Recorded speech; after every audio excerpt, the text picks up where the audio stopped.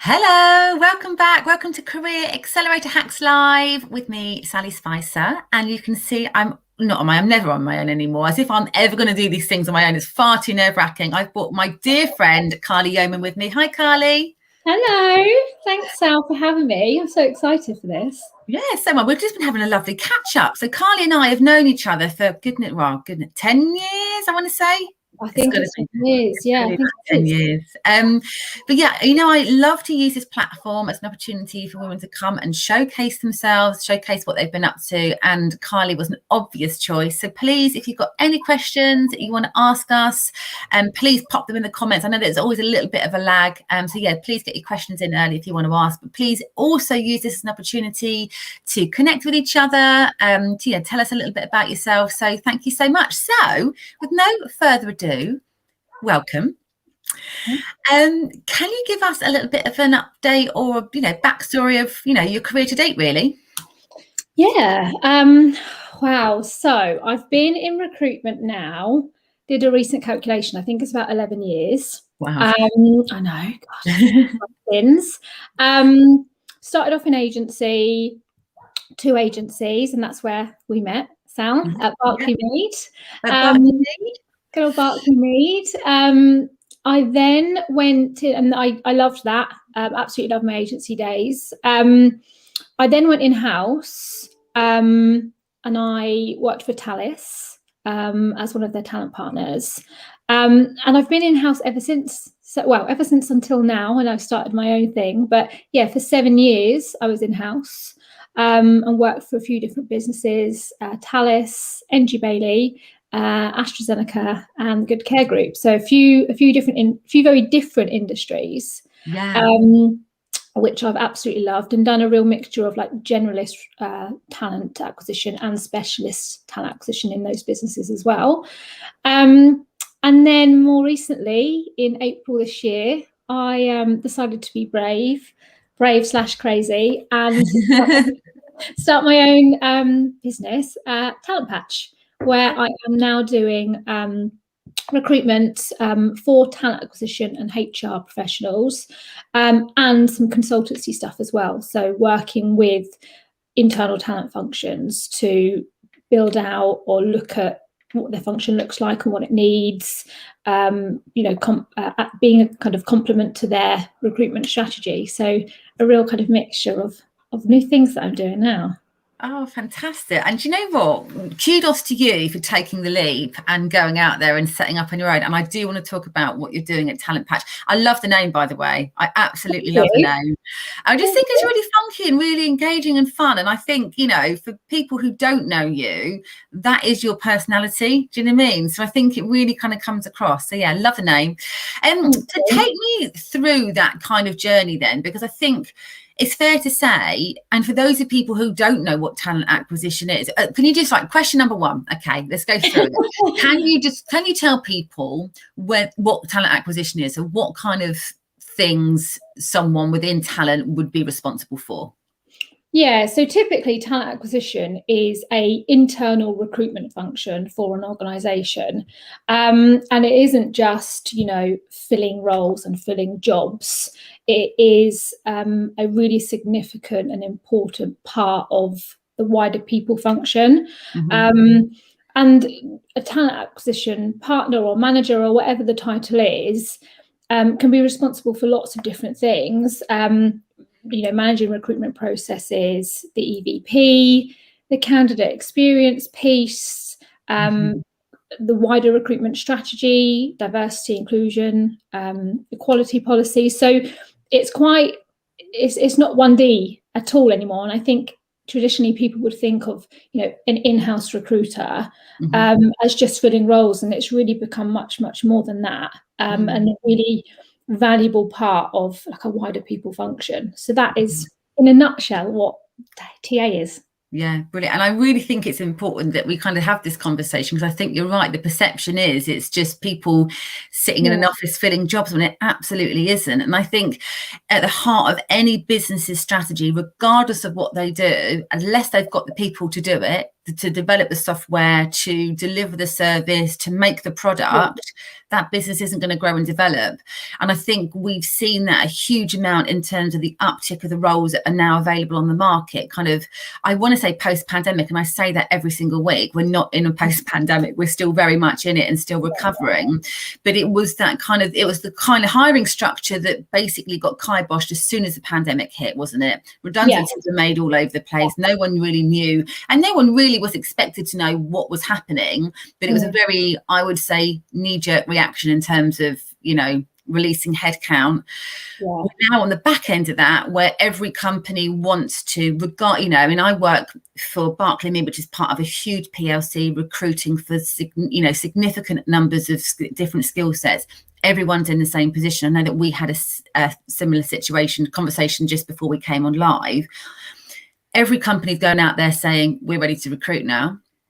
And there's a real shortage of candidates because everyone's trying to do it at the same time. And I don't know, I mean, can you kind of shed some kind of insight as to what you're seeing on the market?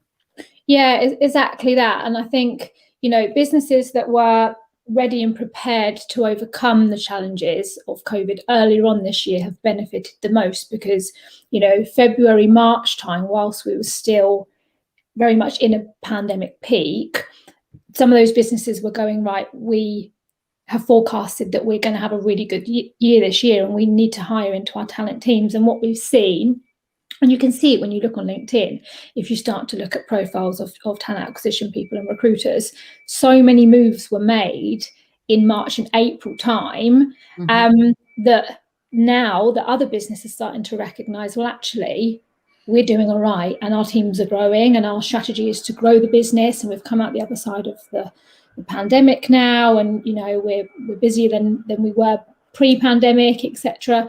They've then suddenly clocked on and go, right, we need to hire as well into our talent teams because we need bigger talent teams to support our wider business growth. They're kind of on the back foot in a way because lots of businesses did that before them, but two, other businesses are now doing that at the same time.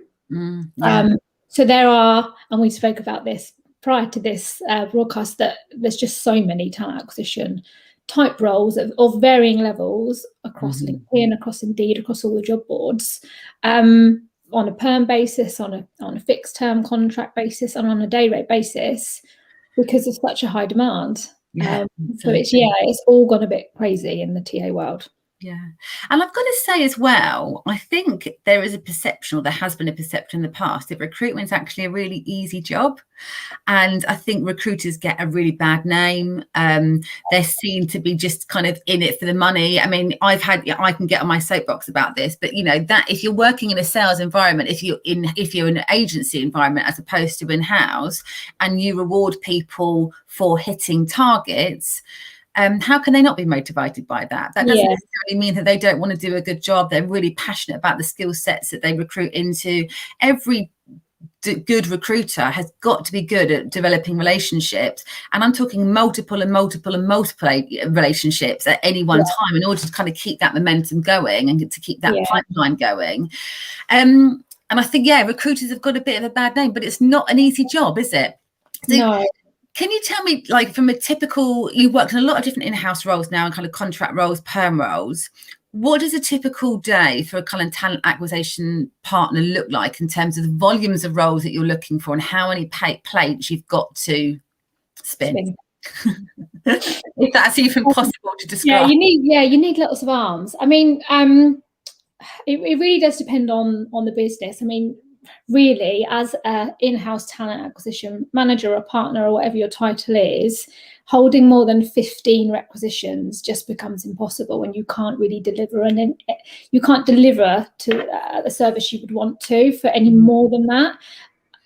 Most of the time you do end up with more, just due to the nature of the beast, really. And I think maybe, especially now, when it comes to businesses really wanting to retain their best talent people, maybe we'll see a bit more of a manageable workload for TA folk. But 15 is kind of what you'd want to work with rec-wise. But your role isn't, as we've said, it's not just filling those jobs. It's not just sifting CVs or headhunting candidates or doing your outreach to potential people and talent pooling. It comes with so many other things. And a lot of the time, talent partners will be working on in-house projects. So maybe looking at recruitment processes and working out how they can make them more streamlined or better. Looking at internal client experiences, so how they can work more effectively with the hiring managers, being able to manage those stakeholders better, or maybe just educate them on what talent acquisition does as a function and why you need to partner much more closely. Other like initiatives like your maybe diversity, inclusion, equality, initiatives as well, they become a really important part of your day-to-day role. Looking at things like, what does your wider attraction strategy look like? So yeah, you can post adverts, and yeah, we can do, you know, social media posts and talent pool, but how else, you know, with technology always evolving, can you attract people? And then, you know, alongside working with the HR function, how can you retain people, looking at what your attrition is and why people are leaving, and, you know, where they're going, what your competitors are doing. So internally within a business, stakeholders are going to rely on you to be able to tell them, so what's so-and-so doing when they're hiring into their teams? Why are they keeping them? Why can't we keep them? You know, so you really do become the go-to partner for all things. And it is, like you say, really not, it's just filling jobs. No, it's not. And also, I've got a question that's just come up from Jenny. So thank you, Jenny. And Jenny, I literally just wrote down exactly the same question. So thank you for sharing it. So our lovely friend Jenny Gill, what can businesses do to ensure that they're attracting talent and standing out in such a busy market? And I think this is such a good question, because I think a lot of companies who think, oh, I'm just going to put an advert out, they think that is enough. So if they haven't, even if they haven't got a talent acquisition team and they're going out direct, and it's landing on the role of someone within HR to go out there and hire someone, an advert is not enough anymore, right? No. So what can a company be doing to ensure that they are attracting the right talent? I mean, I did some work with a business on what's called candidate personas. I don't know if you've heard of them, Sally, before. No. And it's where so you've got your business and you say, right, we need to hire marketing people. So whether they're managers or whatever the job title is, we need to hire this type of person. This is the profile. And you create a persona based on that profile. And your persona is a number of things. It is, what does this person typically, what are they influenced by? So how do they make decisions? Where do they look for jobs? Because you would then alter your strategy to attract that person. What they're influenced by, where do they look for jobs? What do we want their experience to look like? What are their qualifications? What qualities do they have? And you basically can build a candidate persona. So if you identify that this marketing managers, you typically want them to come from a media background, they're influenced by social media, and they find their jobs on the likes of LinkedIn and maybe Facebook, just as an example. They're influenced by their peers in the sector. They actually really do tend to follow other people who are in their industry and are very influenced by them. And you build out a persona based on that particular profile.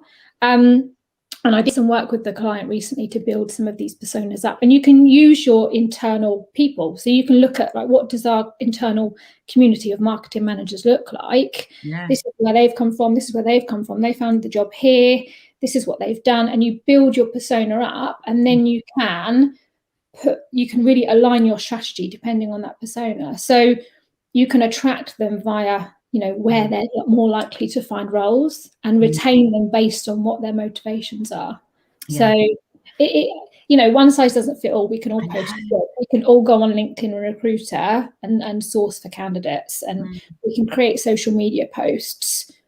But it's really subjective, because not one size fits all. Everybody is really, motivated and influenced by different things. But yeah, I mean, and as Jen has just said, it's such a busy market as well at the moment. It's almost overwhelming for so many businesses, where it's almost like, where do I start? Yeah, absolutely. And that's a really interesting point in terms of where do they hang out? Because you would have exactly the same marketing strategy if you were going and setting up your own business, like I'm sure that you've been through recently. It's finding where these people hang out. So if someone doesn't typically hang out on a LinkedIn, they're not looking at job boards, they're not on Facebook. I'm thinking of more like the kind of developer types. Where do these people hang out? How do you find out? Yeah, I know. I mean, but in my market, they do typically hang out on LinkedIn and HR related and people related forums. So Yeah.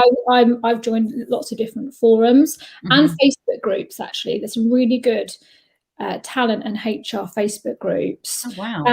And it's not all about jobs. It's about, you know, sharing advice and opinions, or, you know, I'm stuck with this query. So for me, in my industry, it's been those types of forums and groups, which you don't typically think of when you're just, you know, mindset in, I just need to hire somebody. But when you start to delve deeper into where do these people hang out and what are they influenced by, it becomes a little bit, there's a bit more clarity.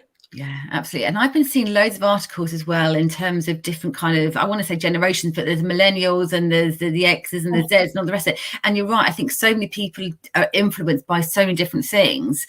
I wonder whether in the future, you know, at the moment we've got almost kind of one blanket, one contract fits all in terms of kind of people's work patterns, how they're remunerated, you know, what their benefits packages look like. I wonder if that's going to change. I mean, I know the benefits packages are far more kind of, you know, it's like a shopping basket and you can kind of put stuff in, but I wonder if that's going to go wider in terms of actually this particular generation or this particular group of people, they don't want to work 9 to 5, Monday to Friday anymore. They want to be doing X, Y, and Z, but they've still got so much that they can offer organisations. And another question on the back of that is, are you seeing more organisations, having been in-house, being more open to part-time and job share roles? Not as much as I would like. I think that it really does form part of the, you know, wider kind of policy and incentive that internal talent teams need to look at, because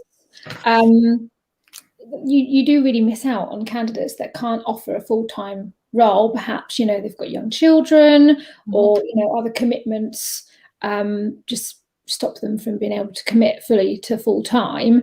But they would be a really great fit for the business and they would add real value in that role. And by not allowing them to work a 4-day week really does, I think it doesn't benefit the business. And I think there needs to be a little bit more flexibility on that basis. And, you know, businesses must miss out on some great candidates because of that. And that really could be weaved into, you know, an internal policy to allow some of those people to even do job shares and stuff like that, which would be really great.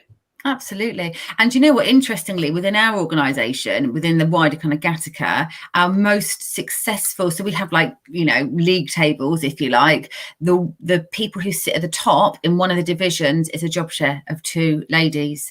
And interestingly, they don't have children, they just job share because they've got other interests outside of work, and they absolutely kill it. They're so successful in what they do and it works so well. So I definitely think, you know, I think my advice to people, to organisations who are recruiting would be work on that policy, because if you can get that right and get that culture right within the organisation, you will attract the right talent. Yeah. And I don't think, do you know what, if you're a recruiter and, you know, you're speaking to a candidate about the option of working a 3-day week or a 4-day, whatever it may be, I just wouldn't rule them out. Like I've literally this morning, I spoke to somebody who only wanted to do a 4-day week, and I spoke to my client, and that is an option. They can just work around that for the right person. So I would say, you know, if you're a candidate looking but feel like it might hinder you, just ask really openly. And, you know, great recruiters will ask the question because they understand that that's really, you can add some great value without working full time.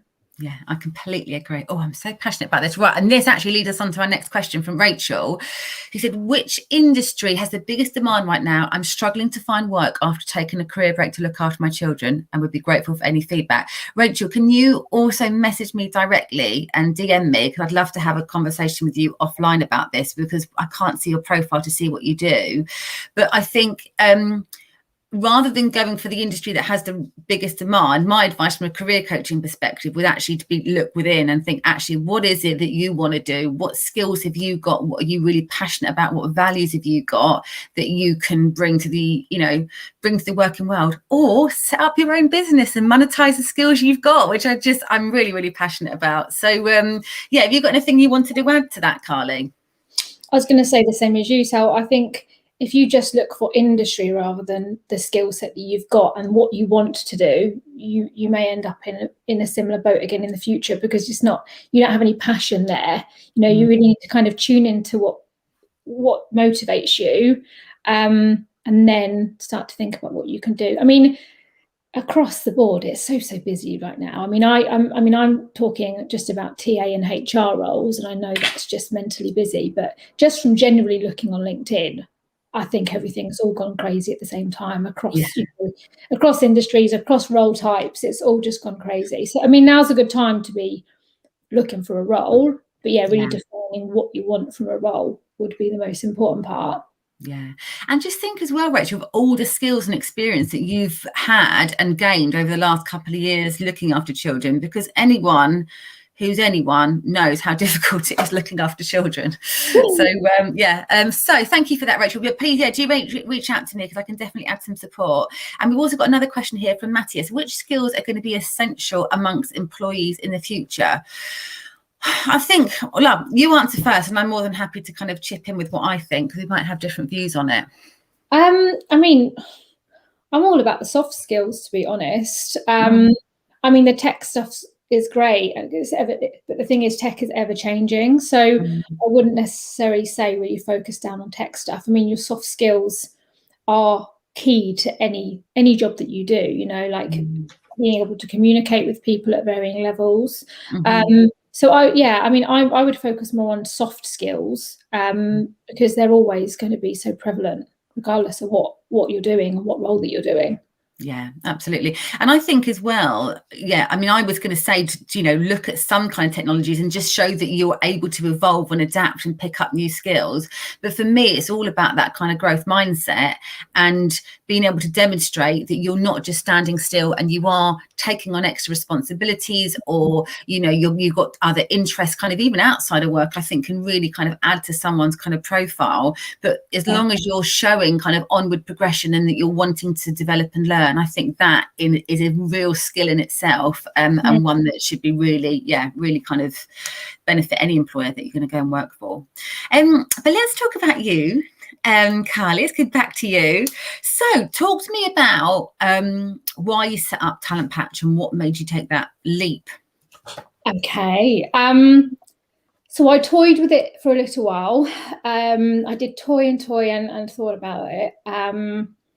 And I put it off for 10 months. And it turned out to be a good put off, because I did a contract that I really enjoyed during that time. And I went into a business and did my bit in that business for 10 months. Got offered the role on a perm basis. And that was kind of the trigger where I thought, if I commit to this, then I have to be fully committed. I wouldn't mess them around. Or do I say no and launch? And I made the decision to say no and launch. I then launched Talent Patch in April this year. And I wanted to do it because I'd been in-house for 7 years. And it sounds crazy going back into the agency world, but I wanted to do it because I knew that I could apply everything that I had learned, all of my knowledge and experience within TA, to the TA recruitment market. I had I wanted to create a real service-led agency, but not purely agency. So I do obviously TA and HR recruitment, but I also do my consultancy stuff where I'll go into a business and help with their TA function. So it's really kind of twofold. Yeah. And it gives me a real variety doing that, and which is something that I really love doing. But yeah, when I was in house, I rarely experienced a really, a brilliant agency service. Like I always felt that something was missing. I always felt like I was just one of their, ton of clients.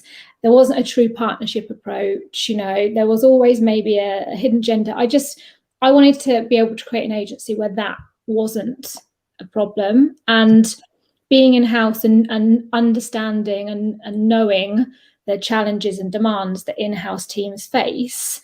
I thought creating this agency and partnering with in-house teams as a true partner, as a real extension of their team, would be a kind of bridging that gap in the market. So that's why I did it.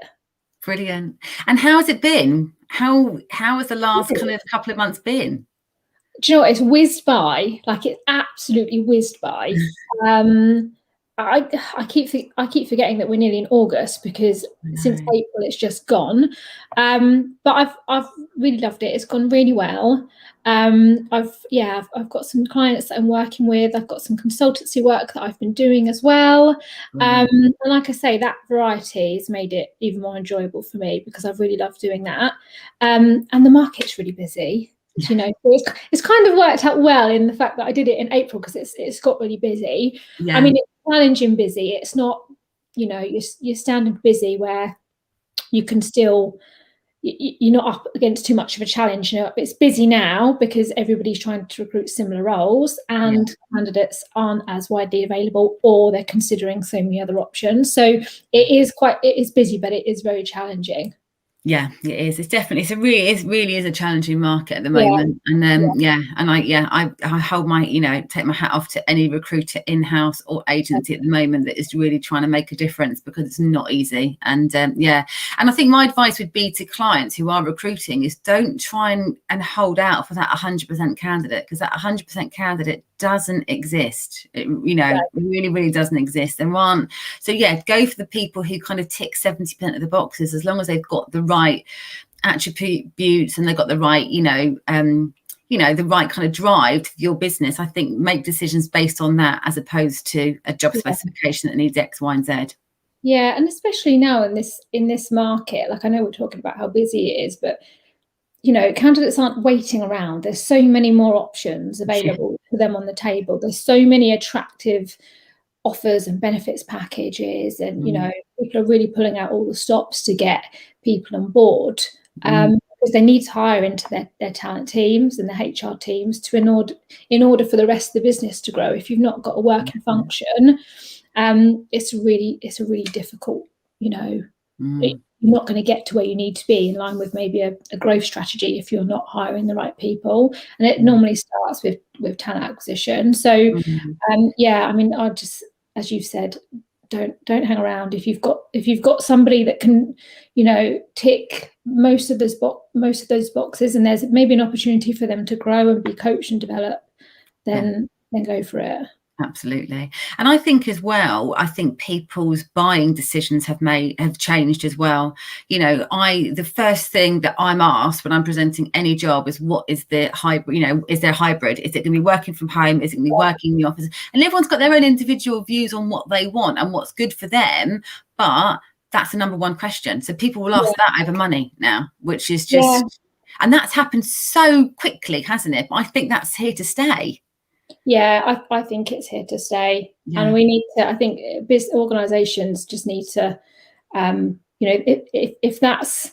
it is a problem for them around, like, flexible working or hybrid working, really identify why, and if it's not, sell that. Sell that far and wide on all of your marketing, on your adverts, across social media, because if that's a selling point, if that's a driver for somebody, perhaps they're in a role that doesn't allow them that. And they're motivated by that over something else, then you're more likely to to attract those candidates. Absolutely.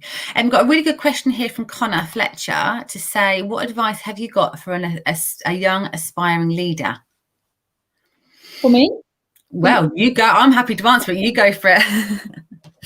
We can do half and half, Sal. We can do half and half. Okay, I'll go with this one. Right, my one bit of advice to you, Connor, is personal brand. It's all about personal brand, getting your brand out there, figuring out who you are, what you want to be famous for, whether that's internally or that's externally in your current organization. It's all about relationship building, which is sometimes quite difficult to do when you're sat remotely from Teams. But there are so many different ways that you can raise your profile within an organization. And I think by doing that, that will really improve your just improve your kind of footprint in the organization and really kind of elevate you into those kind of leadership roles. Yeah. And I think also think about, why do you want to be a leader? So there's obviously a real reason behind that. Like, have you been inspired? Has somebody else inspired you? Have you maybe experienced some poor leadership so far, and you want to be better? So think about maybe why you want to be a leader, and those attributes will help you really build on why. And when you're in an interview or speaking to an employer, if you can really demonstrate your why, it becomes so much more meaningful if you can tell them why and maybe a bit of background and history on your decision. Yeah, I absolutely think, storytelling is just so important, isn't it, for any type of connection? So I completely agree with that. So thank you, Connor. I really appreciate you taking the time to ask us a question. So Karley, if anyone's got other questions, do pop them up. But what advice would you be giving? No, actually, before I ask you that question, I'm going to ask you something else.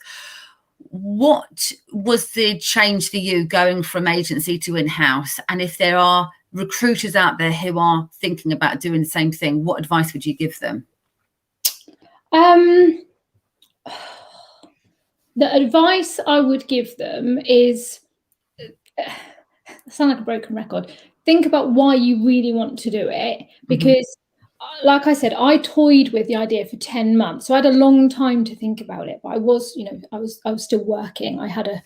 It was the year of COVID, but I was lucky enough to have a contract and I was still working. So I had a long time to think about it and really understand what was motivating me. I wanted to work for myself, firstly, and secondly, I thought that I could create an agency to bridge the gap in the market. I wanted a service-led agency. I wanted to be able to provide support and partnership to internal talent teams and give them, a proper, partnership style approach, something that when I was in-house, I hadn't experienced. So those were my two reasons. I've been lucky since April. It's actually gone better than I thought it was going to go, but I planned for it not to. So I would say to anybody thinking about doing that, plan for it not to, and then you're covered. Emotionally, mentally, just plan for it not to, in the hope that it will get there, because it absolutely will get there if you put the work in. And then if it does go well, you'll just be pleasantly surprised. But I think that's key. If you don't do that, it's And what about people going from agency to in-house? Okay. What was the question? So what advice would you give to someone who is in an agency at the moment and they're thinking, do you know what? I'm interested in going down the in-house T8 route. What advice would you give those? I would say, figure out what you're motivated by and what you want to achieve in your career. So there are benefits to both. If you're really keen to go in-house because you want to get involved in other initiatives, or you want to look at recruitment tech stuff or process or various initiatives in-house or recruitment projects, then that's a great way to go. And you're really motivated by job satisfaction, I would definitely say maybe in-house is for you. But you can get some, maybe it could just be that particular agency role isn't right for you, and you love the agency role, but maybe your agency role isn't right, and it just needs to be a different agency.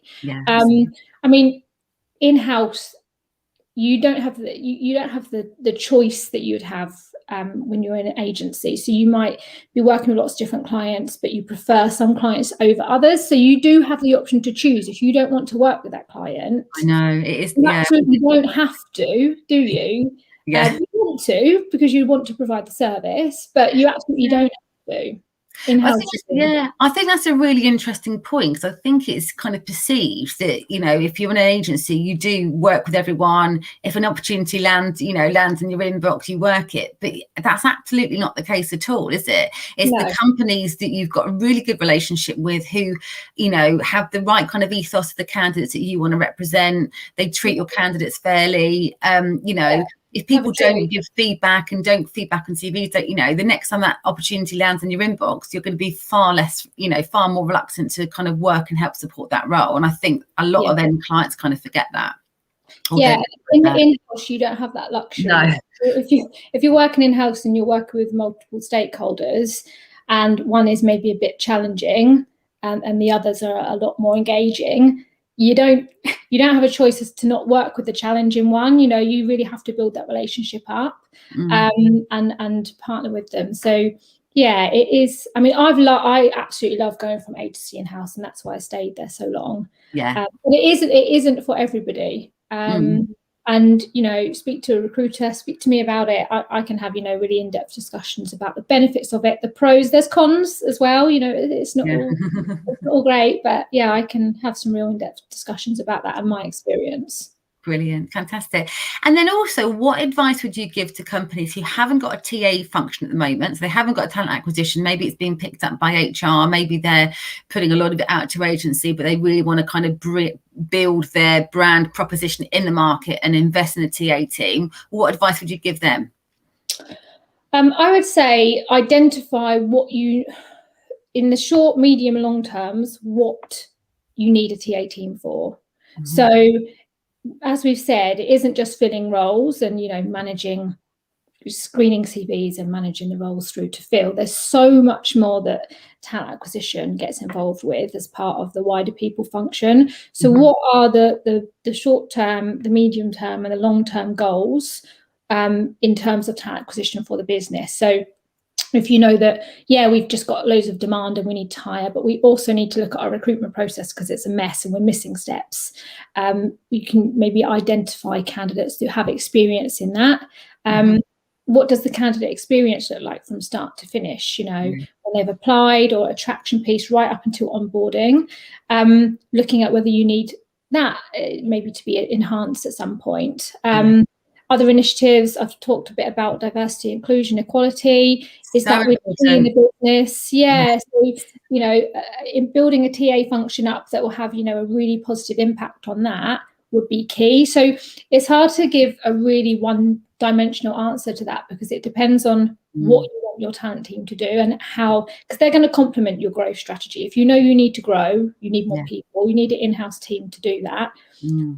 What is most important to the business right now, and then section it up and say, we need a talent acquisition to come in, manage the roles, and work on a policy for us for our equality diversion policy, for example, or we need someone to also manage our recruitment process and get it to a level. So just starting out, identifying what you need and working out what skills and experience a TA person would need to come in and get the ball rolling for you.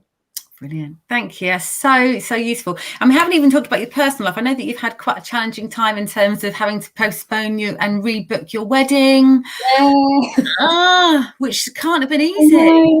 I know. Do you know what? It's been a testing year. It's been fun. Do you know what? I think we're one of so many people that are in the same boat last year.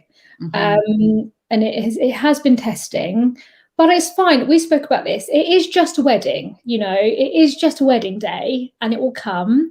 But I am officially getting married on Friday. So, And are you still going to be Yeoman? Because when I was doing our little profile, you're changing Yeoman. Yeah. I know. What are you going to be? What's Wilson? It's even harder to spell. So, and I'm like, no, VYE. Vi. Yeah. You've still got your Y's in there, haven't you? Yeah, okay, I like it. Yeah, no, it's still going to be one where I have to spell out my first name and my surname. Bless you.